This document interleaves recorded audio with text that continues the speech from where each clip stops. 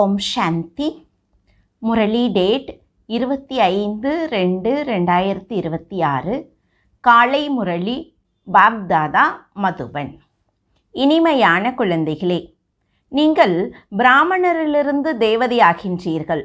நீங்கள்தான் பாரதத்தை சொர்க்கமாக ஆக்குகின்றீர்கள். அதனால் உங்களுக்கு தங்களின் பிராமண குலத்தின் நசா இருக்க வேண்டும். கேள்வி: உண்மையான பிராமணர்களின் முக்கிய அடையாளங்கள் என்னவாக இருக்கும்? பதில்: உண்மையான பிராமணர்களுக்கு இந்த பழைய உலகத்திலிருந்து நங்கூரம் எடுக்கப்பட்டிருக்கும்.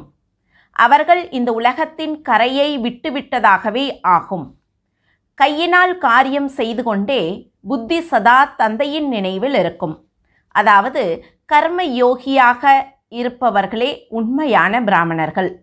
பிராமணர் என்றால் தாமரை மலருக்கு சமமானவர்கள்.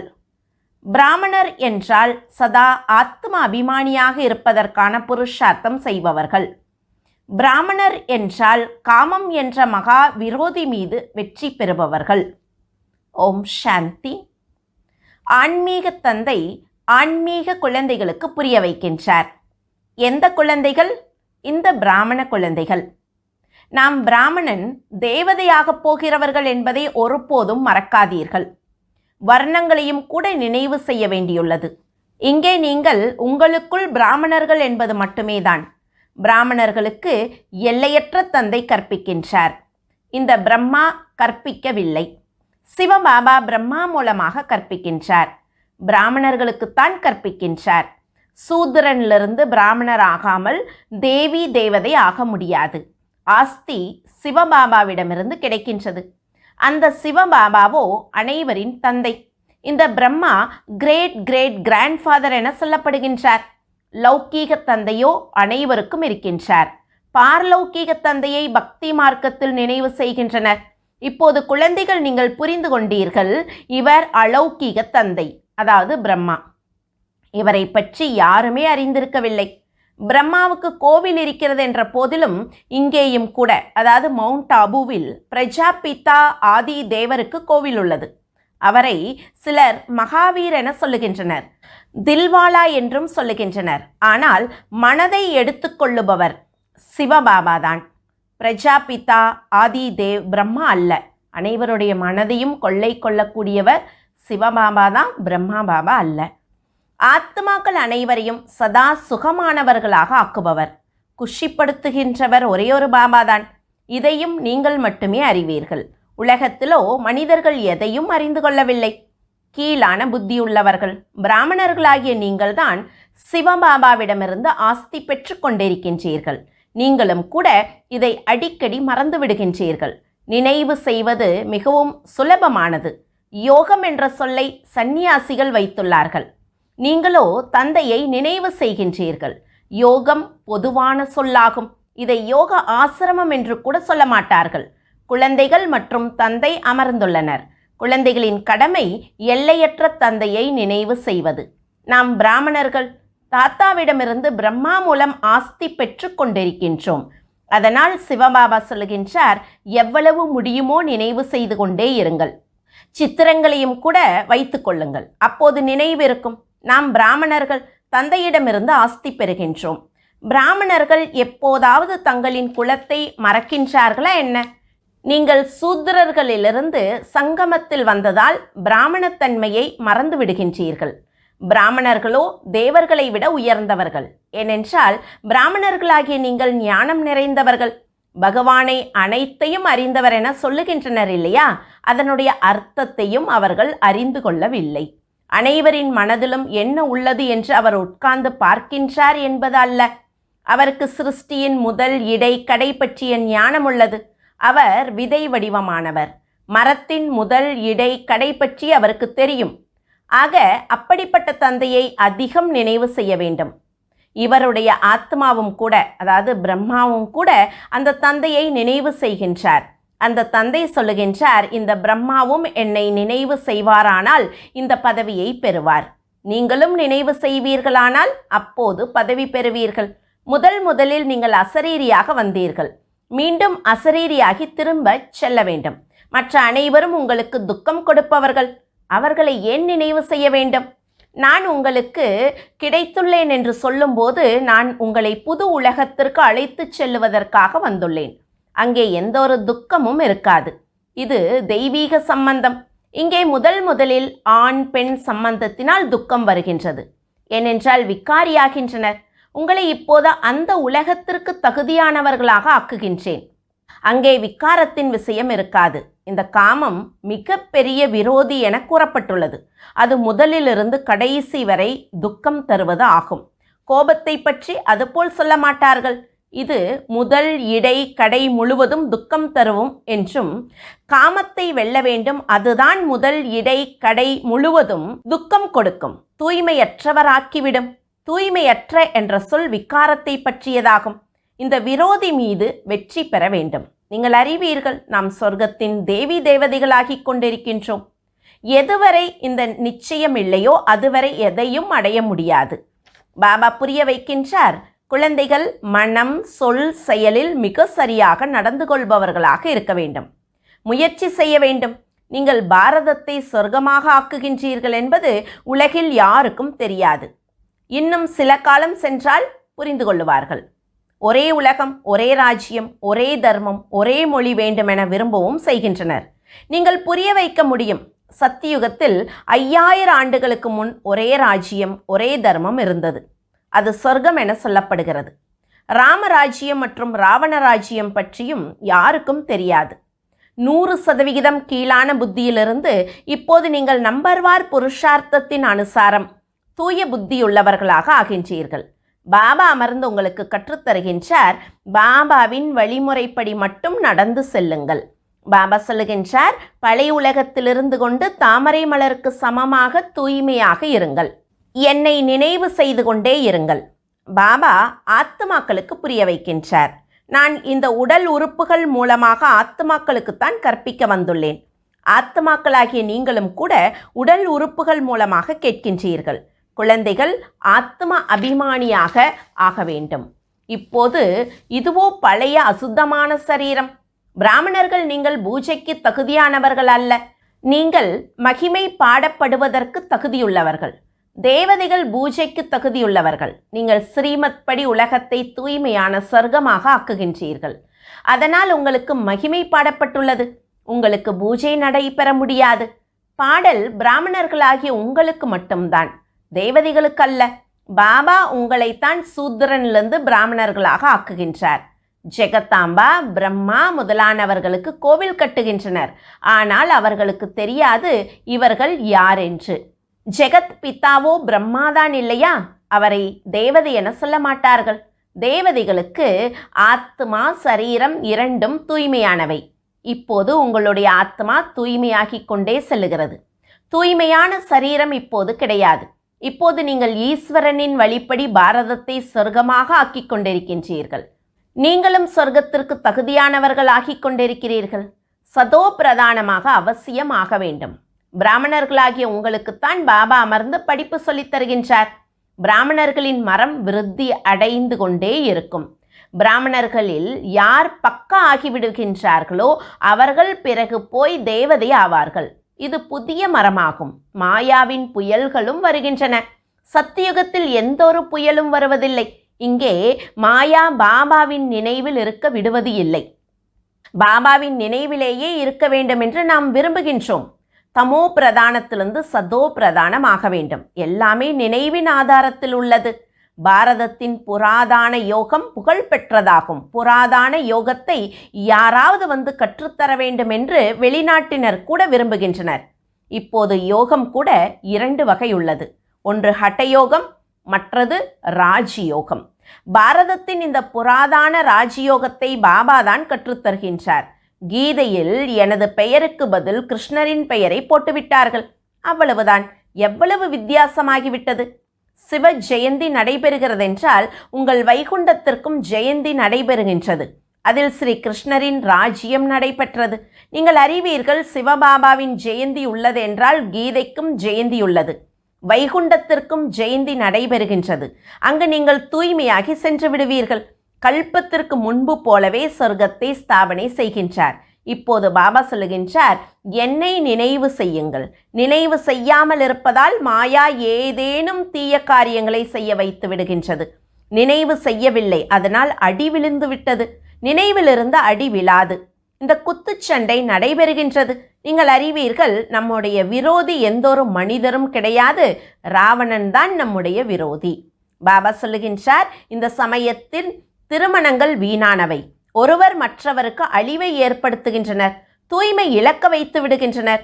இப்போது பார்லௌகீக தந்தை அவசர சட்டம் பிறப்பித்துள்ளார். குழந்தைகளே, இந்த காமம் மகா விரோதியாகும். இதன் மீது வெற்றி கொள்ளுங்கள் மற்றும் பவித்திரத்தாவின் உறுதிமொழி எடுத்துக்கொள்ளுங்கள். யாரும் தூய்மையை இழக்கக்கூடாது. ஜென்ம ஜென்மங்களாக நீங்கள் இந்த விகாரத்தினால் தூய்மையற்றவர்களாக ஆகின்றீர்கள். அதனால் காமம் மகாசத்ரு என்று சொல்லப்படுகிறது. சாது சந்நியாசிகள் அனைவரும் அழைக்கின்றனர், பதீத்த பாவனா வாருங்கள் என்று. சத்தியுகத்தில் தூய்மையற்றவர் யாரும் இருப்பதில்லை. பாபா வந்து ஞானத்தினால் அனைவருக்கும் சத்கதி கொடுக்கின்றார். இப்போது அனைவரும் துர்கதியில் உள்ளனர். ஞானம் தருபவர் இங்கே யாரும் கிடையாது. ஞானம் கொடுப்பவர் ஒரே ஒரு ஞானக்கடல் மட்டுமே. ஞானத்தினால் பகல் ஆகிறது. பகல் ராமருடையது, இரவு ராவணனுடையது.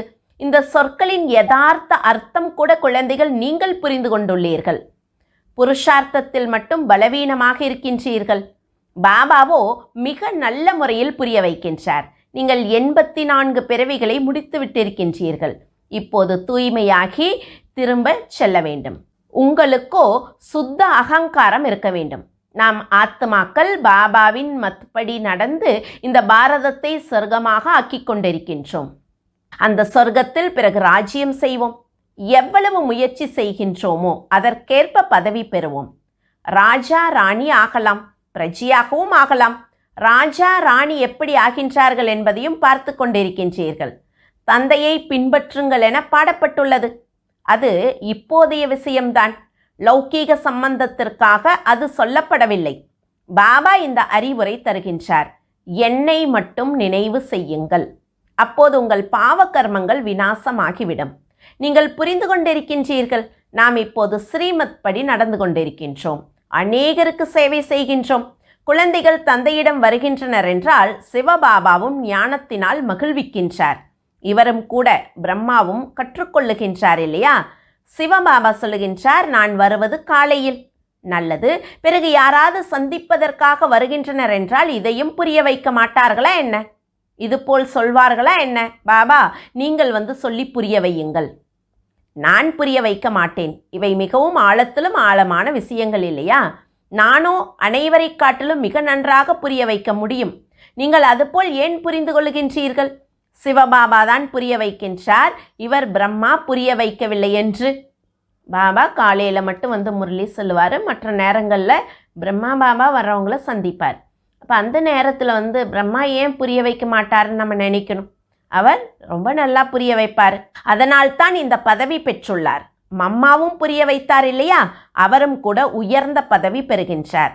மம்மா பாபாவை சூக்ஷ்ம வதனத்தில் பார்க்கின்றனர் என்றால் குழந்தைகள் தந்தையை பின்பற்ற வேண்டும். சமர்ப்பணமாகியும் ஏழை பணக்காரராக இருக்க முடியாது. ஏழைகள் தான் சொல்லுகின்றனர், பாபா இவை அனைத்தும் உங்களுடையவை. நான் எனக்காக மாளிகைகளை இங்கோ அங்கோ கட்டிக்கொள்வதில்லை. உங்களை சொர்க்கத்தின் எஜமானர்களாக ஆக்குகின்றேன். இப்போது இந்த ஞான ரத்தினங்களால் பையை நிரப்பிக்கொள்ள வேண்டும். கோவில்களில் சென்று கொண்டிருக்கின்றனர், எனது பையை நிரப்புங்கள் என்று. ஆனால் எந்த விதமாக, எந்த பொருளால் பையை நிரப்ப வேண்டும்? பையை நிரப்புவராகின்றார் லக்ஷ்மி. அவர் பைசா கொடுக்கின்றார். சிவனிடமோ அவர்கள் சொல்வதில்லை. சங்கரிடம் சென்று சொல்லுகின்றனர். சிவனும் சங்கரும் ஒன்று என்று நினைக்கின்றனர். ஆனால் உண்மையில் அப்படி இல்லை. என்னோட பையை நிரப்பிக்கூடன்னு லக்ஷ்மி கிட்ட போய் நின்று கேட்குறாங்க, அல்லது சங்கர் கிட்ட கேட்குறாங்க. ஆனால் சிவபாபா கிட்ட தான் கேட்கணும். அதை புரிஞ்சிக்கவே இல்லை. பாபா வந்து சத்தியமான விஷயத்தை சொல்லுகின்றார். தந்தை தான் துக்கத்தை போக்கி சுகம் தருபவர். குழந்தைகள், நீங்கள் இல்லற விவகாரங்களில் இருக்க வேண்டும், தொழிலையும் செய்ய வேண்டும். ஒவ்வொருவரும் தனக்காக அறிவுரை கேட்கின்றனர். பாபா, நான் இந்த விஷயத்தில் பொய் பேச வேண்டியுள்ளது. பாபா ஒவ்வொருவரின் நாடி பார்த்து அறிவுரை தருகின்றார். ஏனென்றால் பாபா புரிந்து கொண்டிருக்கின்றார், நான் சொல்லுவதை செய்ய முடியாது என்றால் அப்படிப்பட்ட அறிவுரையை நான் ஏன் கொடுக்க வேண்டும்? நாடி பார்த்து அப்படிப்பட்ட அறிவுரையை கொடுக்கப்படுகிறது. அது செய்யக்கூடியதாக இருக்க வேண்டும். சொல்கின்றேன், அதை செய்ய முடியவில்லை என்றால் கீழ்ப்படியாதவர்களின் வரிசையில் வந்து விடுகின்றார்கள். ஒவ்வொருவருக்கும் அவரவர் கணக்கு வழக்கு உள்ளது. சர்ஜனோ ஒருவர்தான், அவரிடம் வர வேண்டும். அவர் முழுமையான அறிவுரை தருவார். அனைவரும் கேட்க வேண்டும், பாபா இந்த நிலைமையில் நான் எப்படி நடக்க வேண்டும், இப்போது என்ன செய்வது? பாபா சொர்க்கத்திற்கும் அழைத்து செல்கின்றார். நீங்கள் அறிவீர்கள், நாம் சொர்க்கவாசியாகவோ ஆகப் போகிறவர்கள்தான். இப்போது நாம் சங்கமயுகவாசியாக இருக்கின்றோம். நீங்கள் இப்போது நரகத்திலும் இல்லை, சொர்க்கத்திலும் இல்லை. யாரெல்லாம் பிராமணர்கள் ஆகிறார்களோ அவர்களுடைய நங்கூரம் இந்த மோசமான உலகத்திலிருந்து விடுபட்டு விட்டது. நீங்கள் கலியுக உலகத்தின் கரையை விட்டு விட்டீர்கள். சில பிராமணர்கள் நினைவு யாத்திரையில் தீவிரமாக சென்று கொண்டுள்ளனர். சிலர் குறைவான வேகத்தில் உள்ளனர். சிலர் கையை விட்டு விடுகின்றனர், அதாவது கலியுகத்திற்கு சென்று விடுகின்றனர். நீங்கள் அறிவீர்கள், படகோட்டி இப்போது நம்மை அழைத்து சென்று கொண்டிருக்கின்றார். அந்த யாத்திரையோ அநேக விதமாக உள்ளது. உங்களுடையது ஒரே ஒரு யாத்திரை. இது முற்றிலும் தனிப்பட்ட யாத்திரையாகும். ஆம், மாயாவின் புயல்கள் வருகின்றன. அவை நினைவை துண்டித்து விடுகின்றன. இந்த நினைவு யாத்திரையை நல்லபடியாக பக்கா ஆக்குங்கள், பயிற்சி செய்யுங்கள். நீங்கள் கர்மயோகிகள். எவ்வளவு முடியுமோ கைகள் வேலை செய்து கொண்டிருந்தாலும் மனதில் பாபா நினைவு இருந்து கொண்டே இருக்கட்டும். அரை கல்பமாக நாயகிகளாகிய நீங்கள் நாயகனை நினைவு செய்தே வந்திருக்கின்றீர்கள். பாபா, இங்கே அதிக துக்கம் உள்ளது, இப்போது எங்களை சுகதாமத்தின் எஜமானர்களாக்குங்கள். நினைவு யாத்திரையில் இருப்பீர்களானால் உங்கள் பாவங்கள் அழிந்துவிடும். நீங்கள் தாம் சொர்க்கத்தின் ஆஸ்தியை அடைந்திருந்தீர்கள், இப்போது இழந்து விட்டிருக்கின்றீர்கள். பாரதம் சொர்க்கமாக இருந்தது, அதனால் பழமையான பாரதம் என சொல்லுகின்றனர். பாரதத்திற்குத்தான் அதிக மதிப்பளிக்கின்றனர். அனைத்திலும் பெரியதாக உள்ளது, அனைத்திலும் பழையதாகவும் உள்ளது. இப்போதோ பாரதம் எவ்வளவு ஏழையாக உள்ளது. அதனால் அனைவரும் அதற்கு உதவி செய்கின்றனர். அந்த மனிதர்கள் புரிந்து கொண்டுள்ளனர், நம்மிடம் அதிக தானியங்கள் ஆகிவிடும், எங்கும் கேட்டு பெற வேண்டி இருக்காது. ஆனால் இங்கோ நீங்கள் அறிவீர்கள், விநாசம் முன்னால் நின்று கொண்டுள்ளது.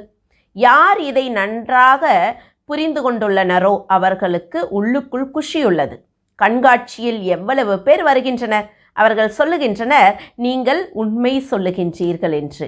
ஆனால் நாம் பாபாவிடம் ஆஸ்தி பெற வேண்டும் என்பதை புரிந்து கொள்ள வேண்டும். இது புத்தியில் பதிவதில்லை. இங்கிருந்து வெளியே சென்றால் முடிந்தது. நீங்கள் அறிவீர்கள், பாபா நம்மை சொர்க்கத்திற்கு அழைத்து செல்லுகின்றார். அங்கே கர்ப்ப சிறையிலோ மற்ற சிறையிலோ வரமாட்டீர்கள்.